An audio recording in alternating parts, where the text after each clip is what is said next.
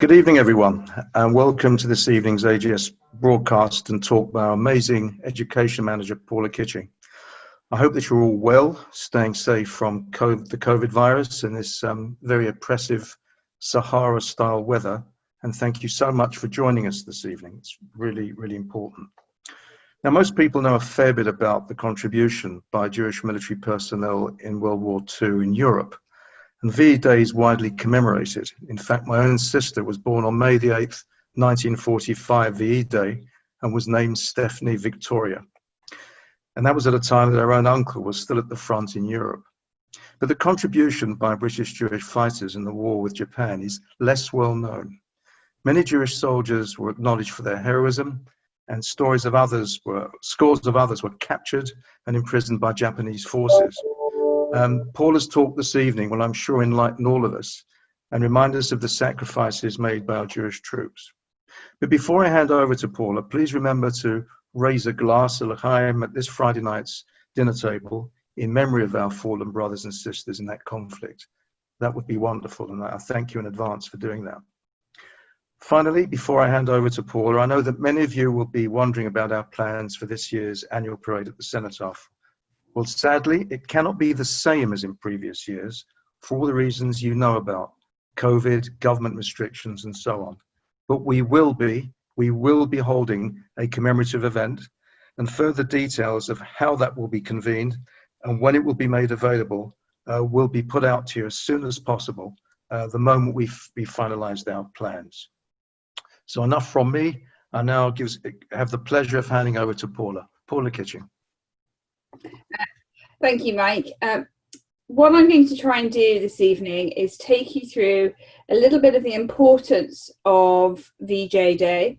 I want to try and help you understand the war in that area, that theatre, what made it so brutal, so scary for so many people. But I also want to name some of those who fought and served there and give a picture of the Jewish contribution. Now, I'm also going to, before I even start that, give some apologies. I'm going to show a PowerPoint as I go through this. They're not images from the JMM collection of Jewish servicemen and women. And the reason that we can't use those is because they're in our collection at the Jewish Museum, all of which, of course, is now currently stored. And as that part of our collection has not yet been digitized, we can't get in to use it. So I've had to use other standard images, and I hope you'll understand, because the alternative were the ones in books, which I'm afraid don't translate to the screen very well. So I hope you'll understand why I've selected the images that I have, which is really just a way of illustrating the talk rather than providing you with pictures of those who would be familiar perhaps to some of you. The other thing I'm going to say, I'm not going to mention every single Jewish serviceman or woman who was out in that region, because I simply can't. There are too many. But at the same time, I'm not going to tell you exactly how many. And we've had this debate this week, both with the Jewish press and within myself and with the AJEX archivist. It is incredibly difficult to be able to pinpoint exactly how many people serve in any one theatre from an ethnic group, not least because their names weren't recorded according to their religion or ethnicity. And to be able to give exact numbers, therefore, of how many either served, were injured, who were Jewish in that theatre is quite difficult, because we don't know then if they were casualties but survived, whether or not they went on to another conflict, and therefore they might be recorded elsewhere. So it's very hard to do, but I want to give you that at the start, so that as we go through this, what we're really doing is highlighting the importance of VJ Day, why it is significant, and why as a community it is something that we should be remembering, respecting and commemorating, and why at the same time it's something that as a community we should take some pride in, because the Jewish contribution to the Allied war effort during the Second World War was in all theatres, and it involved people of many backgrounds, and it was something that is a contribution that the Jewish community can be proud of, and perhaps open up and talk about a little bit more. This is not a very elaborate map, it's not very exciting map, but one of the things I realised about this particular region is that most people have very little understanding of the region we're talking about. And this was the clearest of the maps I could pull out. And you're probably thinking, but it says pre-World War I, and the answer is yes. But that's because a lot of the maps post-World War I start getting very concerned with certain parts of detail. And really what I wanted to do is just give you a visual representation of how this area was divided up, and therefore how this region had an interplay between the various colonial powers. One of the things that we do in the period we live in now, in a post-imperial society, is not so much forget as maybe not even be aware of the extent to which European colonial powers were involved with areas of the Far East. And this map really is here to give you a demonstration of that, so you begin to recognize the level of engagement. And that engagement at that period is exactly why the war in the Far East became so fraught in the 1940s.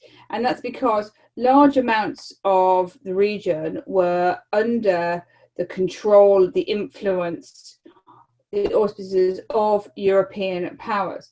And the other player, of course, in that region, looking at this map, is quite evidently the Japanese. We can almost, by the start of the 20th century, take the Chinese as a leadership out of this, as their power had diminished so much in the region. Whereas you only have to look at the pink parts as a famous, pink parts of the map to realise the impact that, or influence that Britain had, but also the French presence, the German presence, and the other nations, and of course the United States already in the Philippines. So there is very much an international presence in the Far East. This is the reason the war takes place there, is not some kind of weird anomaly. Why do all these people end up fighting in the Far East? There is a presence. It is no surprise that this region, once the Second World War starts, ends up being drawn into this particular conflict. Now, it's not drawn into this conflict at the very start. As we know, the Second World War very much has its origins and its escalations within Europe, or within the tensions with and the desire, the expansionist beliefs, and the Nazi belief in expansionism from Germany. So that's very much where this conflict starts. But it's not strange that there's rumblings out in the Far East, partly because it's imperial legacy, but partly because at the same time that you've got this rise in militarism in Central Europe, you've got a rise in militarism in the Far East as well, not under the guise of the Nazis in this case, but very much from the Japanese. And the Japanese have been making moves into Asia. They have been pushing their own expansionist beliefs and ideals for some time, and they've been doing that predominantly in the early stages into China, and we can see this there through Korea and Manchuria. There had, of course, been aggression with Russia previously in the Franco-Japanese War of 1905, and so Japan had already had these elements of expansionist militarist aggression in the region. Now, the First World War had come along. Japan had actually been on the side of the Allies, although it had entered the war very late. And that was partly because it was really staying out of the affairs at that point and almost looking to see what had happened. Come the 1920s and the 1930s, and Japan is very much viewing the Far East as an area that it should be the dominant player in, that it should be controlling, and that many of the colonial presence should be gone. And that's why it enters into a pact in September 1940 with Germany and Italy, and that's the Tripartite Pact. It actually makes very little difference to the play of the war in Europe, that entry. Japan's too far away. It does make a difference to those areas within the Far East that are under the control of countries in Europe that have already fallen to Nazi Germany. So what we do see now is entry, and we saw and threats in Indochina from Japan into the French areas there, and we've seen that just before the war as well. And we have seen a greater expansion, a desire to poke, should we say, those European powers who are now looking away from their possessions in the Far East and instead looking very much to the fact that they're fighting a war in Europe. So initially, that partaking of the conflict didn't have many real actions. The big change, and we're just going to move the screen along, the big change comes with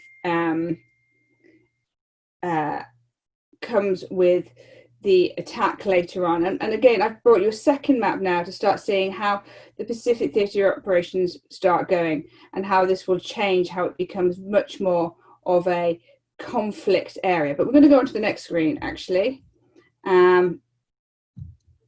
I hope, there we are. And this is the real game changer for the period, and this is the real game changer in that area. And of course, most of you would recognize this. This is a picture of the attack on Pearl Harbor in December 1941, when the Japanese forces attacked the US naval fleet. And it was a very direct, aggressive act. It resulted with the immediate entry of the United States into the Second World War, and of course, immediate declarations from the Allies, who the United States are on the side of, against both Nazi Germany and Japan. And so, pretty much overnight, the whole Far East situation changes. And what we see is this massive then ripple effects across that region. Within a matter of days, the Japanese now are attacking the European territories within the Far East, and they do so very quickly in very quick succession, and they manage to take that region with with a real speed as to what's going, what they're going to play out. When they launch that attack against the European areas, there is no holding back. This is a Japanese push as much as possible, and one by one, those countries very much begin to collapse. The colonial powers in those regions, the British had forces in those regions, quite strong forces, but they hadn't been expecting them. And one of the things that they all talked about at the various parts of attack was that they hadn't been a lot of the time expecting aggression through land, and the Japanese launched their attack often through the land, and instead the British terrorists have been looking out at the sea. So there was a very quick fighting across January through December and January 1942, 73 days of fighting, in fact, which resulted in approximately 9,000 British, and within that British Indian Commonwealth casualties. It was called the 73 days of fighting, but probably the biggest collapse in this, with the capture of Malaya and Singapore, of course, is that 130,000 British Commonwealth Allied troops end up becoming prisoners of war, and that is a huge number. And we're just going to move the screen on now. The fighting had been pretty brutal. The fighting was street to street, and we can see the Japanese attack here, and it had caused absolute havoc in those regions. The people of those countries had not anticipated conflict, they had not anticipated the attack, and the Japanese, on the other hand, had thought through their attack. They knew what they were going to do, and they were prepared to throw everything they had at it. And the British, the Allies generally, and all of those regions were very much on the back foot as the attack came through Singapore, Hong Kong, Malaya, Borneo, Guam, and the Philippines. I mean, there was very little that those allies could do apart from regroup where possible and begin to make their push back in the other direction. But probably one of the biggest issues I said about this was this capture of servicemen and women as POWs. Now, of course, it wasn't just servicemen who find themselves now in camps. One of the other things, of course, about this whole region is that where there is a European empire, there are Europeans. And a lot of the research I did for the Jewish element of this was using a book by one of our colleagues, one of the AJEX archivists, a chap called Martin Sugarman, and he produced a book called Under the Heel of Bushido. And what he records is not just the capturing of the Allied troops, which we can see here, and British troops in particular by the Japanese military, but also the fact that a huge numbers of civilians get caught in this. After all, they are a lot of the time European cities in the Far East. They have European traders, they have European bankers, they have European workers. And these people now find themselves very much at threat by the Japanese forces. After all, they are citizens of countries that are at war with Japan. And we start seeing large-scale civilian internment camps as well, apart from those who head to the mountains. And we know of at least the communities, there were records at the time of around 5,000 Jews, according to the research, who are heading as refugees to the mountains. Now, these Jews are people who come from the Netherlands, they come from Britain, they come from France. They are people of the Allied nations who have moved out to these countries and are working out there, doing business and doing trade and whatever it is that they are doing. And they themselves now find themselves as refugees and interned in camps, not as Jews, but as Europeans. It is their Europeanness that is the threat to Japan, not their Jewishness. And in fact, one of the things that's quite interesting about this particular region, and it comes out of the survivor testimony, the POW testimony of that period, is the fact that the Japanese didn't demonstrate any particular anti-Semitism, despite being partners with Nazi Germany, despite very much believing themselves in racial hierarchies, which they did, and they had their very identified racial hierarchies for the people of the Far East. They actually themselves didn't understand the European distinctions of hierarchy, and they didn't understand in particular the Nazi obsession with anti-Semitism. And on the times that they issued anti-Semitic laws in their areas, it was in response to requests from the German authorities. They themselves didn't particularly demonstrate any anti-Semitism, any prejudice against Jewish soldiers versus non-Jewish soldiers, and they were just as disinterested in Judaism as they were Christianity. All of these things were alien European concepts to them, which they didn't support in any real way. So let's move on to the next slide now, and we can have a look at what's coming next. What the Japanese did demonstrate on numerous occasions, however, was a universal hatred for those they believed to be lower than them in any way. And as I say, they weren't anti-Semitic or didn't demonstrate any specific anti-Semitism other than requested to by the Germans, but they did believe in a concept of hierarchy.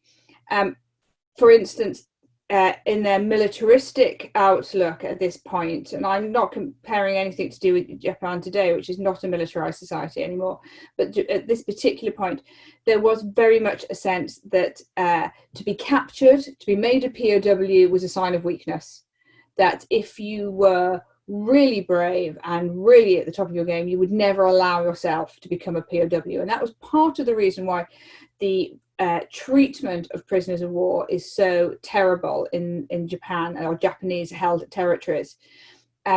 not only did they have that belief very much that therefore there was, there were people they would define as quite literally as being cowardly, is within the peoples of Asia and the Far East, they very much had a racial hierarchy. They very much believed themselves to be at the top of that pecking order, and believed that the peoples of the Far East, China, Korea, what was then Burma, and India were somehow below them, and they did believe this. And this particular picture is one of those kind of stark, brutal elements of this, where this picture is capturing these are Japanese soldiers, and sat on that ridge at the back are in fact captured Sikh POWs, and they were part of the British Indian forces who were stationed in the Far East and Burma, and these men have been captured, and the Japanese are using them for target practice. And I, by all means, feel horrified by this, because this is, a terrible image, but it is one that is recorded by any number of eyewitnesses. And in fact, one of the eyewitnesses from the Jewish community records, and this is a chap called Israel Jack Cohen, Kaplan, and he recorded in his testimony that whilst he was in a POW camp, they saw in a number of occasions, they described how families of Chinese men, women and children were brought into the Changi camp. The Changi camp is a very famous camp, POW camp, on converted lorries, their thumbs tied behind their backs, being pulled and beaten off the vehicles. Then they were forced to walk into the sea and were massacred in front of everyone. The men watched in horror as the sea turned red with blood. Many wept. It happened every day for about 10 days, twice a day. So the Japanese very much had a hierarchy of who they believed deserved to live. And that very much that generated their attitude, not just in terms of military sense, but how they treated prisoners. One of the issues the Allies had when fighting out in the Far East were the conditions. The Japanese had moved through very quickly and moved through very successfully. And in places such as Burma, one of the issues was the conditions of fighting out there, because they were fighting in jungle areas, which are incredibly dense to get through. And that had been one of the things that the British had not anticipated. They thought that tanks couldn't maneuver in those areas, and the Japanese had managed to use tanks very effectively in maneuvering through the jungle. And what we see is a movement whereby by 43 the Japanese control all the key roads, so all the main ways of getting around Burma are controlled by the Japanese, and that drove British Allied forces into the jungles.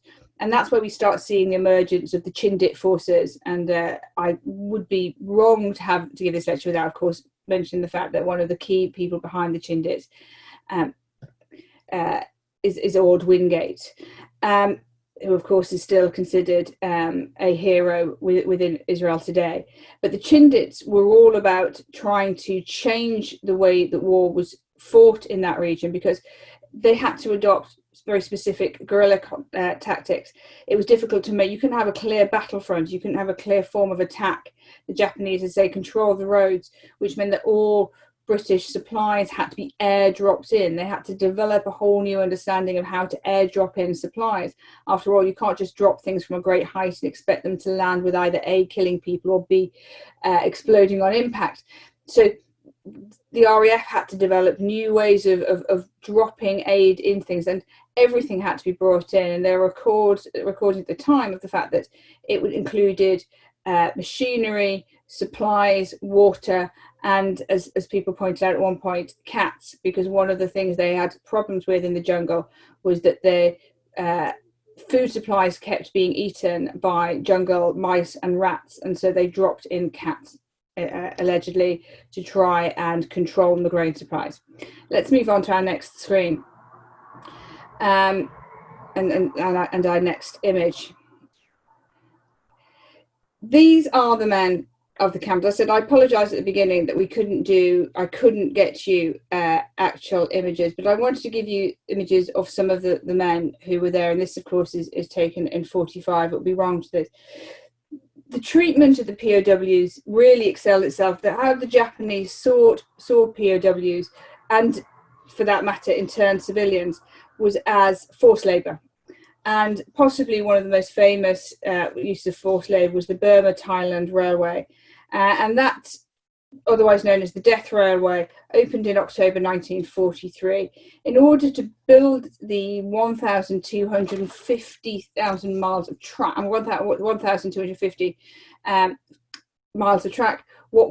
It took was the cost of the lives of 15,000 POWs. I mean, just think about that. 15,000 POWs were killed through starvation, through beatings, through maltreatment, through a lack of treatment to disease during the building of that railway. And in addition to that, a further 80,000, what they referred to at the time as native labourers, were also died building it. And the Japanese thought nothing of this. This was something that people should almost be honoured that they had been given a job, because the shame of being captured should be enough to have killed them in the first place. And we know through a number of the testimonies of Jewish servicemen, I said at the start I couldn't name all of them, of just how difficult many of the conditions were. Someone such as Captain David Arkush talked repeatedly about the fact that he witnessed people being beaten, about the fact that he witnessed people being starved, that trying to get treatment to these people was almost impossible. And yet, despite this, and I think this is one of the things that's quite most remarkable, despite this, by 1944, in Changi, one of the most famous of the camps, they actually managed to establish a synagogue. And we have drawings of that. Again, as I say, we don't have access to them right now. With the actual drawings no longer in our possession, they actually in possession in a museum in Singapore. But they actually managed to establish a synagogue in Changi. And it was made up of British POWs, Dutch POWs, Indian, US and Australian Jewish servicemen. And not just Jewish ones, but people who also needed a bit of help, who needed a bit of support, who needed a little bit of something to keep them going in this. And it was authorized by a Dutch army rabbi called Chaim Nussbaum, who had also been captured in the early stages of the fighting in the Far East. And there they held services. And this is why a number of them, such as Arkush and others, were able to say that they didn't feel that the Japanese were anti-Semitic. They made no attempt to stop the synagogue being established, other than the fact that they punished prisoners regularly, but they didn't have a problem with the religious dimension, because they didn't see the Jews as being any different to anybody else. They were just other Europeans. And this was part of what was so important about the telling of this story, is the fact that the prisoners of war in these particular camps really had some of the toughish conditions. You were either fighting in the forces in the Far East under hellish conditions of jungle life, of high temperatures, and brutal battles. And there were successes. I mean, it would be wrong of me to not mention some of the successes. You have starting in March 1944 and ending in June 1944, the Battle of Imphal and Kohima, and that had been the big Japanese push to try and get through Burma, attack India through that northern passage. And it had taken the extraordinary determination and fighting of British and Indian servicemen to stop that attack over those months. And this was recorded as some of the closest hand-to-hand fighting of any large-scale battle. And the success that the British forces had, with the huge contribution of Indian servicemen there, and by Indian, of course, I would mean today, modern day, Pakistan, Bangladesh, Nepal, Burma, all of these men make up the Indian forces, the men of Singapore, etc. Their prevention of the Japanese breakthrough at Kohima meant that actually we start seeing a turning point. We start seeing a pushback against the Japanese. We start seeing the Japanese reality that they are not unstoppable. But of course, a Japanese defeat on the battlefield was often resulted in a harsh treatment of the men they had captured. And if we move on to the next screen, what we can see in this next image are the condition of some of these men. And these men are servicemen. This is them as they have been when they are liberated in 1945. And we can see that there is nothing left, skin and bone, these men. And really what had got them to this stage and survived was grit and determination. And the Jewish servicemen who are amongst them have that grit and determination. They have the comradeship of serving with the men they've always served with. But in addition to that, they have the fact that they have their faith. A number of them talk about the fact they carry their Jewish prayer book. One in particular talks about the thought at one point of selling the prayer book. As he points out, actually the paper would have come in very handy for any number of things, not least rolling cigarettes, but decides that actually that the support, the mental, spiritual support that gets from having that prayer book, from knowing that even if he doesn't read it, he has it on his possession, is more important than the few pence he would get for it, which would have bought him food. So we know how important that resilience was. We know how important their own sense of comradeship was in these places. And we know that it was one of the things that got them through these terrible conditions. As I say, after all, the Japanese had very little respect for anybody who had allowed themselves to be captured. And in fact, after liberation, at the end of the war, they found documents in a number of the prisoner of war camps in the military headquarter offices where they'd found something called death orders. And these death orders were that the POWs were due to be executed, all of them, in September. And whether that was every camp, we don't know, but certainly in certain camps, these death orders had come through. So these men who had survived quite literally by the skin of their teeth and the skin and bone were going to be executed in September if the war hadn't been brought to an end. Now, we go to the next screen. What we do know, actually, is that the war was brought to an end and that the fighting is eventually stopped.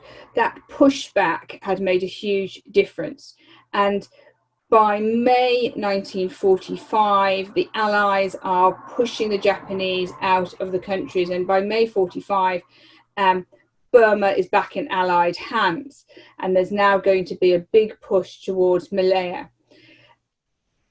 What the difference was now was how that was going to be done. And there was a talk, of course, May 1945, Germany has collapsed, Nazi Germany has surrendered, and there is, victory in Europe, but there's still heavy fighting out in the Far East. And there is a discussion about what will happen with the Japanese. Now, the Japanese have no desire to surrender. After all, if their belief is that failure is to be rewarded with death, then this is not a nation who are looking forward to the idea of surrendering. At the Potsdam Conference in July 45, the Allied nations there agree, actually, that a normal surrender is not going to be acceptable for Japan. They must give a total unconditional surrender, just as Nazi Germany had. And that message is very much communicated to the Japanese with no sign that they're going to pick up on that. There is no sign that actually they're going to agree to an unconditional surrender. And there are many still at this point believing that continuation of war is preferable to anything else. And there is a big debate that we often don't look at as historians, and a number of historians have discussed over the years, because of course what we do know is that in the end, what brings the end of the war is on the 6th of August, and then the 9th of August is the dropping of the bomb on the cities of Hiroshima and Nagasaki. Now, there is a lot of post-war debate about the necessity of doing that. But one of the arguments that is still being discussed 75 years later and has a lot of value is this idea that actually, for all the horrors of dropping an atomic weapon, there was a real fear of the death toll that would arise if the Allies had to invade mainland Japan. The cost of the war was already huge in terms of human death toll. The fighting in the Far East had been brutal. It had been difficult. There was a genuine fear that all the POWs would not survive. And as we know, after the war, the death orders were found. There was a concern that there's civilians who are still in captivity, and some of them had remained in captivity throughout that period, would not be allowed to survive. And then there was the very real belief that the Japanese people would not accept invasion without an idea of total war, of hand-to-hand fighting. And it was this belief which many uphold to this day, that the only way they could force the Japanese into surrender was by demonstrating that they could destroy the city from the air without a landing invasion. And so we do know that on the 6th of August, and then again on the 9th of August, the atomic bomb is dropped. And this particular image that I've selected for you is not the most famous one. It's not the one of the Japanese main surrender to the US on the Missouri. This is the one, because we are AJEX, of the Japanese surrender to the British forces. And I think it has some value, because we're in this war very much with our allies and with the British and the Commonwealth and Empire and American troops in the Far East. But let's not forget, we are an organisation that represents our members here in the UK, and it's important to recognise the Japanese surrendered also to the British, and this is that particular image. And it could not have come soon enough. I mean, we saw there the images of those who had survived. And for the Jewish servicemen who had survived, many of them, their families back home had no idea if they were still alive. Letters, this is not like being in the POW camps of Europe, where the Red Cross is able to administer aid packages, where the Red Cross is able to get letters out. Letters would be sent in 1942, and they would not reach their destination until 43, 44. So the families back home would frequently have no idea whether or not their loved ones were alive, whether or not their loved ones were able to communicate, if they were fighting in resistance groups, or if they were instead in those terrible prisoner of war camps. And of course, nobody had any idea how bad the prisoner of war camps were, because they were not open in the way that the ones that were in mainland Europe. When the war came, these men were liberated. They returned home, and they lived with their experiences. Over the years, I've worked with lots of veterans, Holocaust survivors, people able to talk about their past, some not able to talk about their past.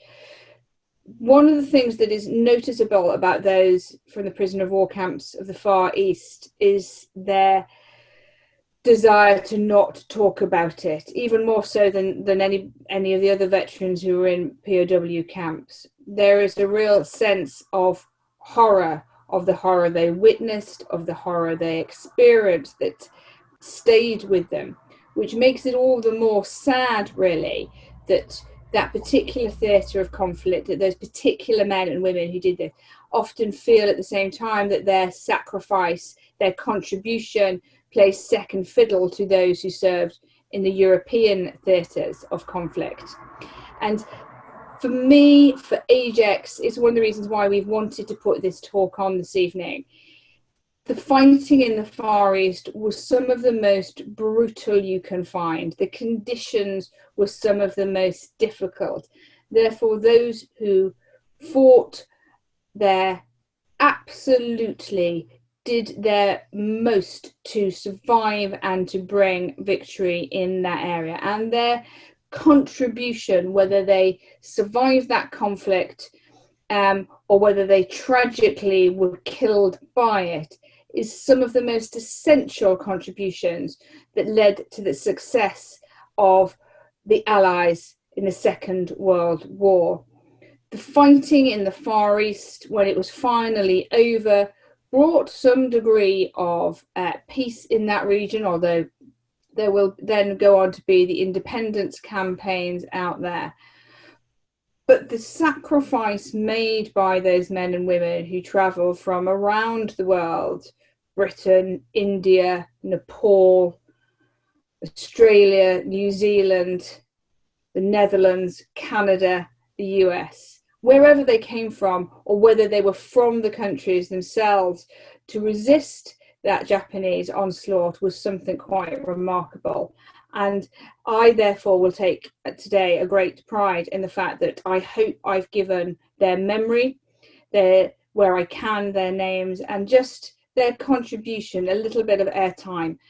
And as AJEX, we represent all our members. We are the custodians of Jewish military remembrance. And whilst we remember our own community, we also remember the community, the larger community that we are part of. And we are proud to be part of the British military family, and we are proud to remember those who served 75 years ago.